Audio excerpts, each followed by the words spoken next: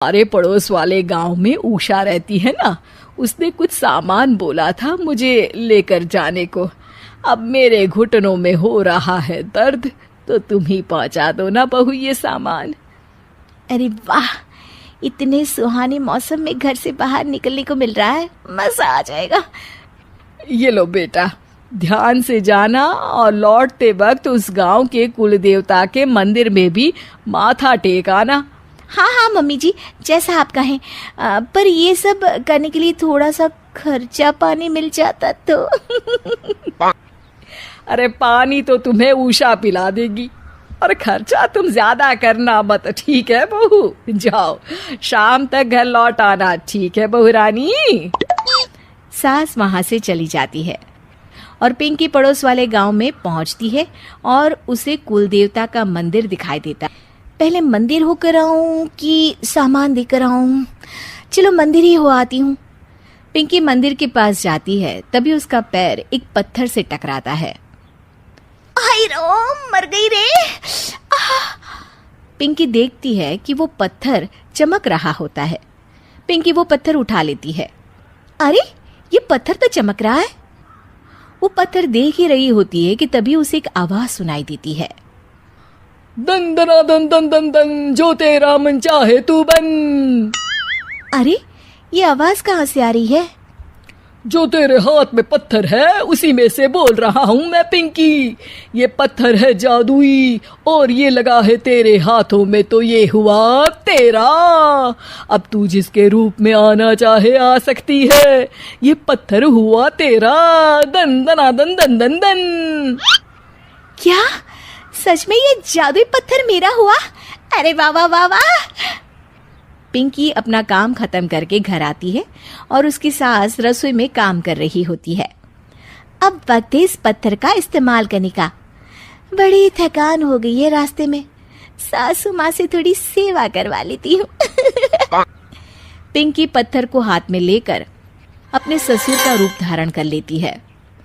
अरे ओ कमलेश की माँ, इधर तो आना जरा। क्या हुआ जी, क्यों चिल्ला रहे हैं? अरे मेरे सर में बड़ा दर्द है, जरा सर और कंधे की मालिश तो कर दो। मैं आपको मालिश वाली दिखती हूँ क्या? जाइए किसी नाई के पास जाइए और कराइए मालिश। जी भर के कराइएगा। अरे तुम ही तो हो मेरी मालिश वाली। तुम्हारे कोमल कोमल हाथों से जब ये खूबसूरत उंगली में बालों में मालिश होती है, आहा, सर दर्द हो या कैसा भी दर्द भाग जाता है। आप भी ना, आपने पहले तो कभी मुझसे ऐसे बातें नहीं की। आइए बैठिए, कर देती हूँ मालिश। पिंकी की सास पिंकी की मालिश कर रही होती है और पिंकी को बड़ा ही आनंद आ रहा होता है। इसे कहते हैं स्वर्ग की जिंदगी। सासू माँ के हाथ किसी हथौड़े से कम नहीं है, पर फिर भी फ्री की मालिश तो मिल रही है ना। वाजी वाजी वाह। कुछ देर बाद पिंकी अपने कमरे में आ जाती है और पिंकी के असली ससुर घर आते हैं। पिंकी की सास अपनी तारीफों से बाहर ही नहीं निकली होती है। सुनिए जी, आज ना आपकी बातों ने तो मन ही मोह लिया मेरा। बातें? कौन सी बातें? अरे वही कि मेरे इतने मुलायम हाथ और इतनी खूबसूरत उंगलियां हैं। ससुर जी को तो कुछ भी समझ में नहीं आता और पिंकी वहां आकर चुपके चुपके उनकी बातें सुनकर आनंद ले रही होती है। अरे मैंने ये सब कब कहा? आज तो मैं जल्दी काम पर चला गया था। अरे अभी मैंने आपकी मालिश की अपने इन्हीं कोमल हाथों से। कोमल? और तुम्हारे हाथ? अरे कमलेश की माँ, तुम्हारे हाथ तो इतने सख्त हैं कि अखरोट ही तोड़ दे। मैंने तो आज तक तुमसे इसलिए मालिश नहीं करवाई।